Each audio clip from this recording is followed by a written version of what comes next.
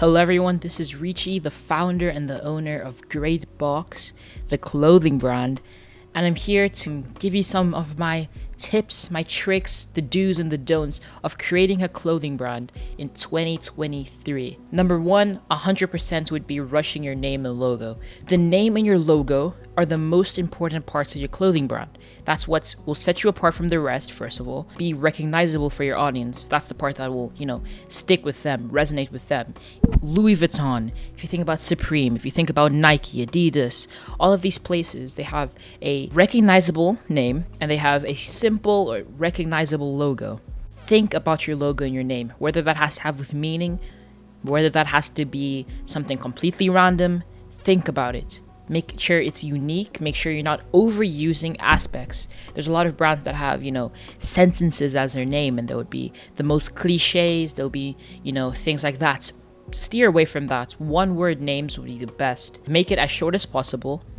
Make it, meaningful if you need to. It doesn't really matter that too much. But make sure you have a good logo as well to correspond with it. My brand has something to do with oranges. My name should have something to do with oranges, and then my logo in turn something to do with oranges. Number two would be manufacturer. This is an incredibly important part of clothing brands.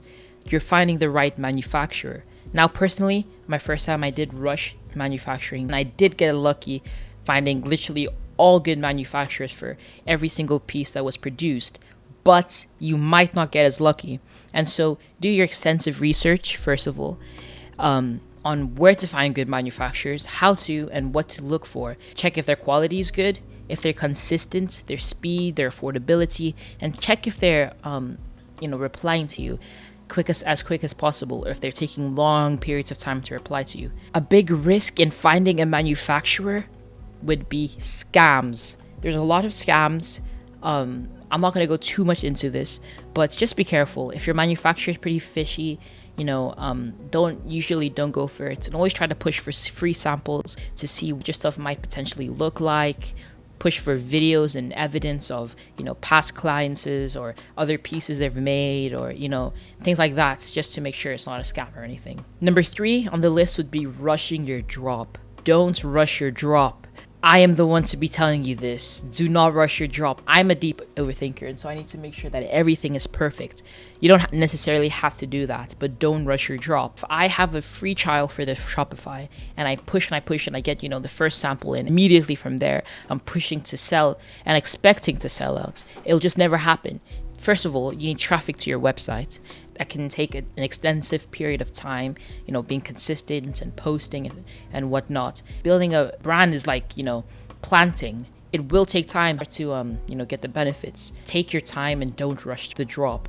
I would say that a good estimate onto when you're pretty much ready to drop is if you hit over about 600 on Instagram. That shows that, people are actually interested in this. Number four is investing good money. You're gonna have to invest some money. You can't, start a clothing brand without investing some money. You have to spend some money to make some money. That's the rule in this. The manufacturing of your clothing will cost money. The samples, the TikTok ads, whatever you're doing, the paid ads, that will cost money. You have to be prepared to invest that.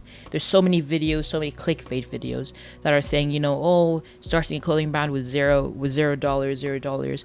The chance of that happening are less than 1% of you actually selling out from spending $0.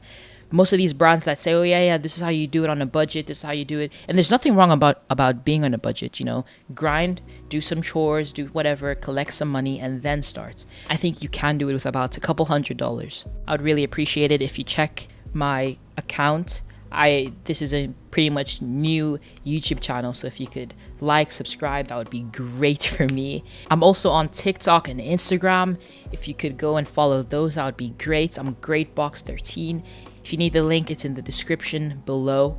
But anyways, let's get back into the video. Number 5 on the list would be being sensitive or being too sensitive. If you're overly sensitive, the chances of you thriving in this market are very slim. In the beginning, I was quite overly sensitive. I was kind of craving for that validation from my TikTok, from my comments. If you're gonna post your stuff, don't be afraid of getting hate comments. Number 7 is having a genuine passion. 85% of these TikTok brands are failing because the creators don't have a genuine passion for what they're doing. I can't spend hours on end, researching, actually putting my efforts and my time and my blood, my sweat, my tears into this brand if I don't have a genuine passion. I talked about it. I went on a kind of dark patch. I went away for months, didn't think about my clothing brand.